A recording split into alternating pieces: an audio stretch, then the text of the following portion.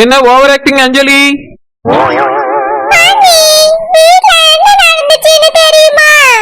என்ன நடந்துச்சு? எல்லாரும் ரெடி ஆயிட்டு இருப்பாவ. வேற யாருமே ரெடி ஆகலையே, என்ன சும்மா தான் இருக்கவளோ?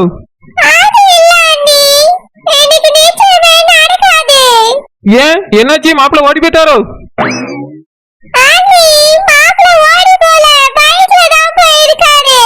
என்னது ஓடி போகல, பைக்ல தான் போயிருக்காரா?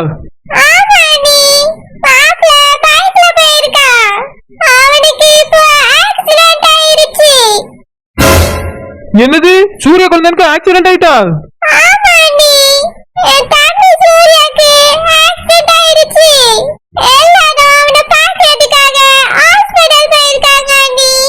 அப்படியா? நீ ஏன் போகல?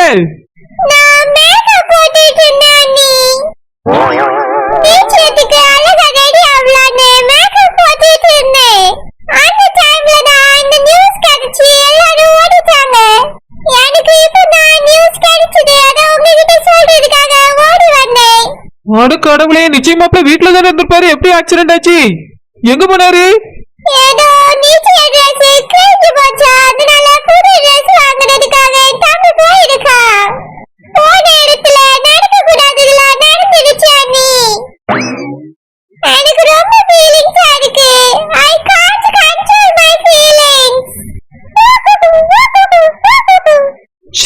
அந்த கொடுமையை நினைக்கிறத விட இந்த கொடுமை பார்க்க ரொம்ப கொடுமையா இருக்கு.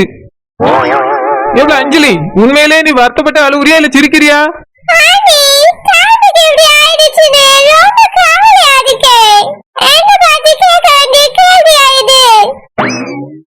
சரி சரி, கேட்கவே ரொம்ப வருத்தமா தான் இருக்கு. என்ன ஆஸ்பத்திரி போயிருக்காவே?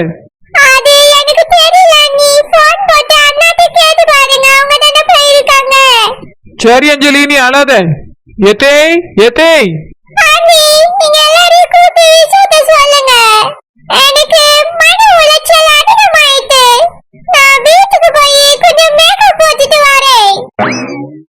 அட கடவுளை, தம்பிக்கு ஆக்சிடென்ட் ஆயிடுச்சுன்னு கவலைப்படியான்னு நினைச்சா மேக்கப் போட போறாளாம்.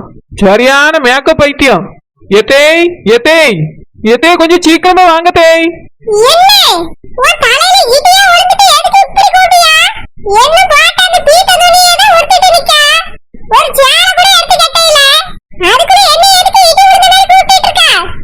எத்தே அது வந்து இடிதான் விழுந்துட்டு தேய்.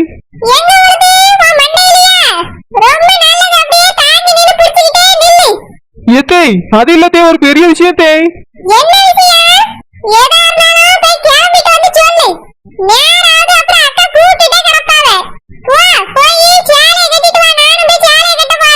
எத்தே நானும் சேலை கட்ட முடியாது, நீங்களும் சேலை கட்ட முடியாது தேய். எத்தே அப்படிலாம் இல்ல தேய்.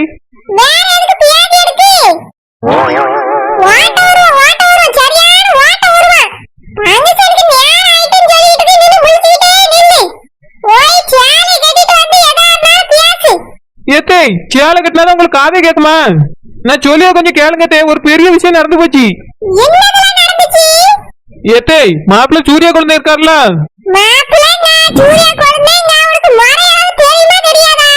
ஏத்தே அவர் இப்ப கல்யாண மாப்பிள்ள தானே, அதான் மாப்பிள்ள என்ன எனக்கு குழந்தை தானே, அதனால தான் குழந்தைங்க. அவர் பேர் சூர்யா தானே, அதனால சூர்யாவையும் சேர்த்து சொன்னேன்.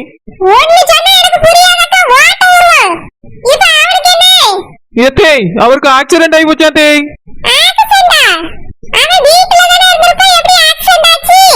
ஏத்தே ஒரு ரியாக்ஷனே இல்லாம கேக்குறிய? அப்படின்னா இதுல ஏதோ உங்களுக்கு சம்பந்தம் இருக்கும்.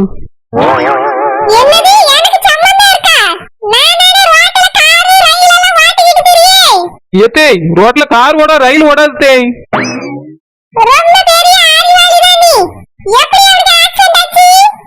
ஆக்சிடென்ட் ஆப்சென்ட் மாதிரியே சொல்லிட்டு இருக்கே தே. அவர் எங்கேயோ வண்டி எடுத்துட்டு போனாரா, விழுந்துட்டாரா தே?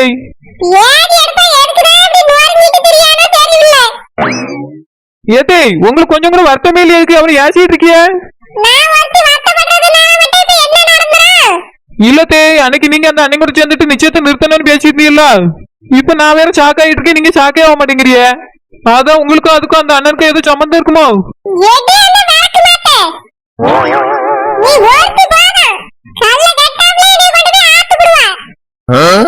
ஏத்தே அப்படின்னா உங்களுக்கு இதுக்கு சம்மந்தம் இல்லையோ? அப்படின்னா யார் இந்த மாதிரி எல்லாம் பண்ணிருப்பா?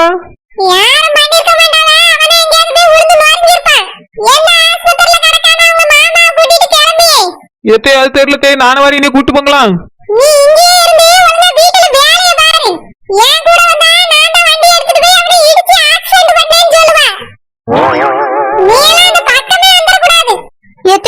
என்னாச்சு தே? அப்பத்துல இருந்து சத்தம் போட்டுட்டு கிடக்குறீ, எதுவும் பிரச்சனையா?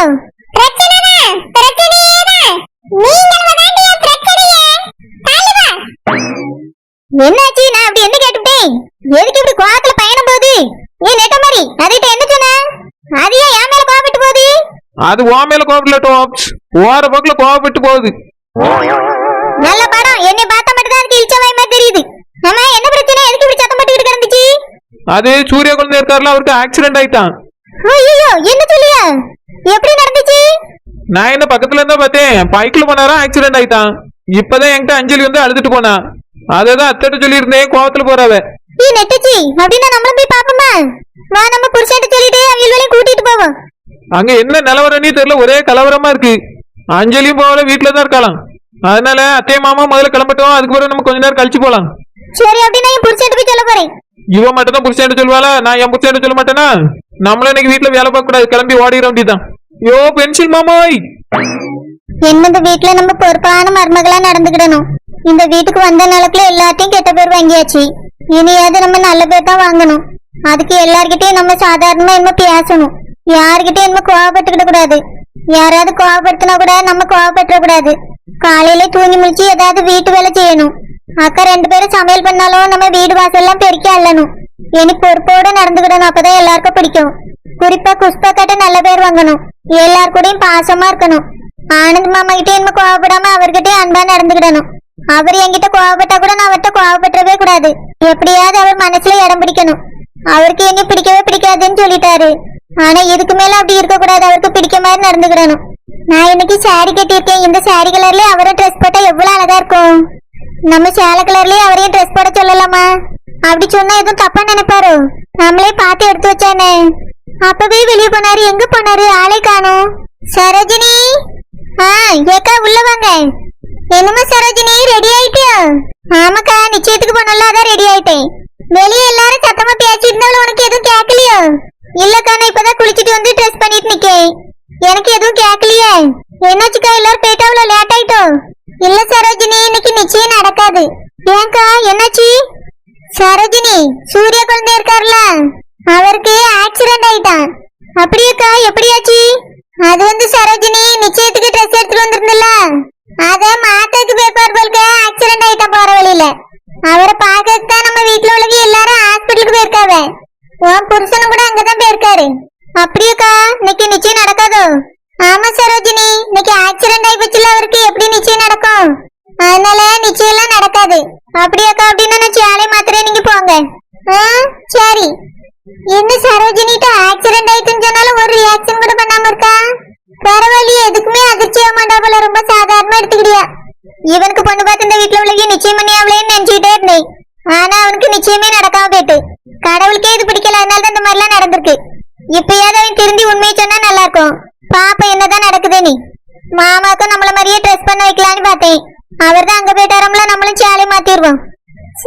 சூரிய குழந்தை பாவம், இத்தனை வருஷம் கழிச்சு காணாம போனவர் இப்பதான் கிடைச்சாரு.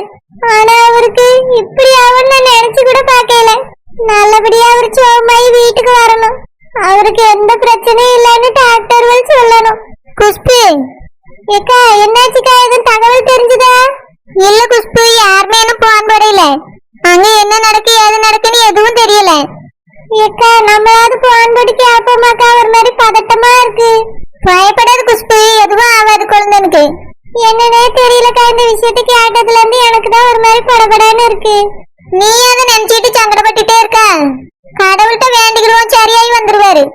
சரிக்கா, நம்மளாவது போன் போட்டு கேப்போமா? அங்க என்ன மாதிரி நிலைமையில இருக்காவன்னு தெரியல குஷ்பு, அதான் போன் பண்ணக்கு சங்கடப்பட்டுட்டு இருக்கேன் நானும். என்ன சொத்த நேரம் போறே, ஆனந்த் குழந்தைனுக்கு போன் போட்டு கேப்போம். சரிக்கா, பிள்ளைல இன்னும் கொஞ்ச நேரத்துல பசிக்குன்னு கத்துமே. இந்த விஷயத்தை கேட்டதுல இருந்து எனக்கு சமைக்கவும் வரல, ஒண்ணும் வரல. என்ன பண்ணேன்னு தெரியாம தான் யோசிச்சுட்டே இருக்கேன். எனக்கு கையும் ஓட மாட்டேங்கி, காலும் ஓட மாட்டேங்கிக்கா. நீ ஏதாவது செஞ்சிடுறியாக்கா? பிள்ளைகளுக்காவது ஏதாவது செய்யணும்ல.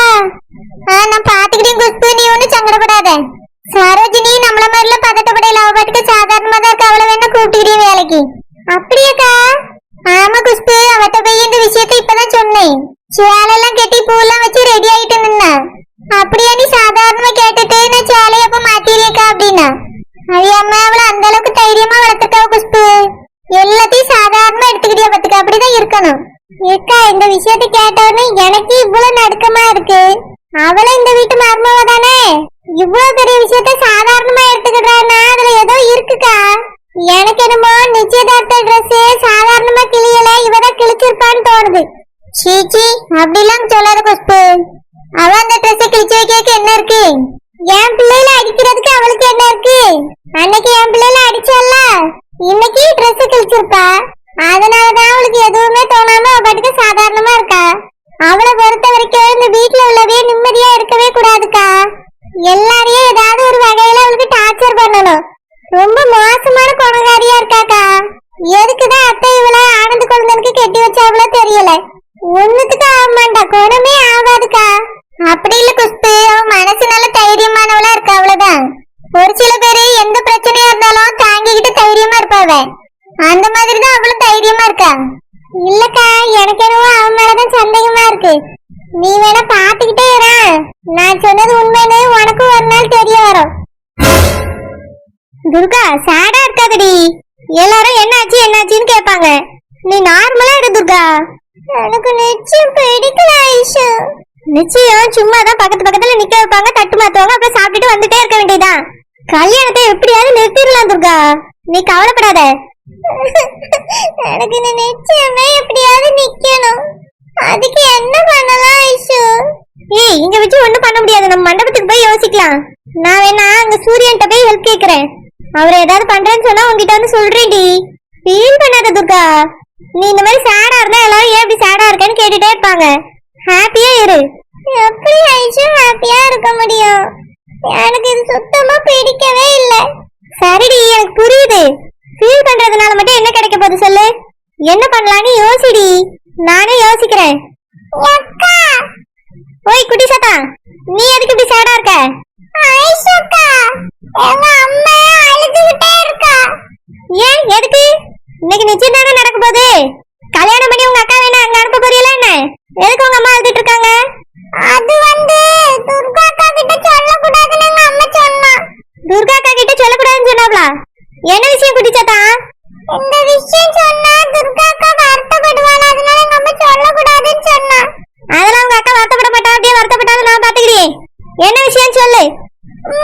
எங்க அம்மா சொல்லக்கூடாதுன்னு சொல்லியிருக்கா. ஏய் குட்டி சத்தா, உங்க அக்காவை வருத்தப்பட விடாம நான் பாத்துக்கிறேன். என்ன விஷயம் சொல்லலாம்? அது எங்க அப்பாக்கு பாத்துருக்காங்கள மாப்பிள்ளை. ஆமா, சூர்யா. அவருக்கு திடீர்னு ஆக்சிடென்ட் ஆயிருச்சா. என்னது, ஆக்சிடென்ட் ஆயிருச்சா? ஆமா, அவருக்கு ஆக்சிடென்ட் ஆயிருச்சா. அதனால இன்னைக்கு நிச்சயம் நடக்காதா. அவ்வளவுதானே? இதுக்கெல்லாம் உங்க அக்கா வருத்தப்பட மாட்டா, சந்தோஷம் தான் படுவா. எங்க அம்மா சொன்னாங்க அப்பா வருத்தப்படுவாங்க சொல்லாதே. அது ரொம்ப வருத்தப்பட மாட்டா, கொஞ்சமா வருத்தப்படுவானே. உங்க அக்காவை நான் பாத்துக்கிட்டே நீ போ. நான் சொன்னேன் எங்க அம்மாட்ட சொல்லிராதங்க. அதெல்லாம் சொல்ல மாட்டேன் குட்டி சத்தா. நீ எவ்வளவு நல்ல விஷயத்த சொல்லியிருக்க. என்னது நல்ல விஷயமா? அதெல்லாம் உனக்கு சொன்னா புரியாது. போ போய் பொம்மையை வச்சு விளாடு. ஏய் துர்கா, நியூஸ் கேள்விப்பட்டியா? சூர்யாக்கு ஆக்சிடென்டா, நிச்சயம் நின்னு போச்சா. நீ நானே இப்ப ஃபீல் பண்ணிட்டே இருந்த பாத்தியா? அதுவே தானா நிச்சயம் நின்னு போச்சு. ஐஷு, சூர்யா ரொம்ப பாவம் ஐஷு. அவரும் ரொம்ப நல்லவர் தான். எப்படி ஆக்சிடென்ட் ஆயிருக்கும் தெரியலடி. அவரை நேர்ல பாக்கும்போது கேட்டுக்கலாம். இப்ப எதுக்கு இதை நினைச்சு ஃபீல் பண்ணிட்டு இருக்க? அதான் உனக்கு நிச்சயம் நடக்காம நின்னு போச்சுல. நிச்சயம் நின்னது சந்தோஷம் தான் ஐஷு. ஆனா அவருக்கு என்னாச்சுன்னு தெரியல, அதான் கொஞ்சம் கவலையா இருக்கு. அவருக்கு எதுவும் ஆகலன்னா பரவாயில்ல, ஆனா ஏதாவது ஆயிருந்தா மனசுக்கு ரொம்ப கஷ்டமா இருக்கும் ஐஷு. ஏய், நம்மள அவர் ஆக்சிடென்ட் பண்ணோம், அவரா போய் எங்கேயும் விழுந்திருக்காரு.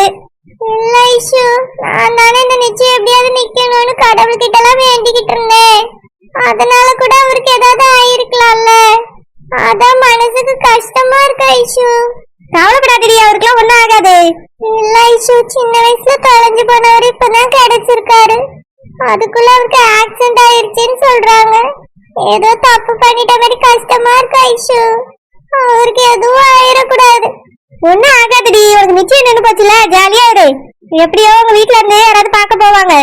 பார்த்துட்டு வந்துட்டு அவர் எப்படி இருக்காருன்னு சொல்லுவாங்கடி, பயப்படாத. சரி ஐஷு. தம்பி சுப்பிரமணி, நீ என்னப்பா இங்க பண்ணிட்டு இருக்கா? என் தம்பிக்கு ஆக்சிடென்ட் ஆயிருச்சுன்னு சொன்னாவே, அதனாலதான் நாங்க பதறி அடிச்சுட்டு ஓட்டி வந்தோம். சூர்யா எங்கப்பா, நீ பாத்தியா? அண்ணா கவலைப்படாதீங்கண்ணா, நான் தான் அவரை ஹாஸ்பிட்டலுக்கு கொண்டு வந்து சேர்த்தேன். ஐயா சுப்பிரமணிய பிள்ளைக்கு என்னாச்சு? அம்மா அழாதீங்கம்மா, உங்க பிள்ளைக்கு எதுவும் ஆகாது. சுப்பிரமணி, எப்படிப்பா அவனை ஹாஸ்பிட்டலுக்கு கொண்டு வந்து சேர்த்தா? அண்ணா நான் மண்டபத்துக்கு போயிட்டு இருந்தேனா, போற வழியில தான் ரோட்ல நிறைய பேர் கூட்டமா நின்றுட்டு இருந்தாங்க. என்னாச்சுன்னு போய் விசாரிச்சா ஆக்சிடென்ட் ஆயிடுச்சுன்னு சொன்னாங்க. அப்போ பக்கத்துல இருந்து பைக்க பார்த்தேனா, எனக்கு நம்ம வீட்டு பைக்காச்சு, யாருக்கு என்னாச்சுன்னு பக்கத்துல போய் பார்த்தேனா, அப்பதான் இவரு அடிபட்டு மயக்கமா கிடந்தாரு.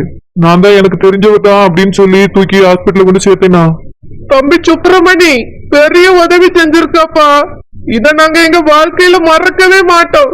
என் தம்பி எப்படியாவது நல்லாகி வந்துடணும். என் பிள்ளை எப்படியாவது நல்லாயி வந்துடணும். இத்தனை வருஷம் கழிச்சு என் கைக்கு வந்து கிடைச்சான். அவனுக்கு எதுவும் ஆயிடக்கூடாது. கடவுளே, என் பிள்ளையை காப்பாத்துங்க. எனக்கு என்னானாலும் பரவாயில்ல, என் பிள்ளைக்கு எதுவும் ஆயிடக்கூடாது கடவுளே. தம்பிக்கு எதுவும் ஆகாதுமா, நீங்க வருத்தப்படாதீங்க. நான் இருக்கேம்மா, எவ்வளவு செலவானாலும் சரி. தம்பியை விட்டுற மாட்டேன். உயிரை கொடுத்தனால நான் அவனை காப்பாத்துவேம்மா.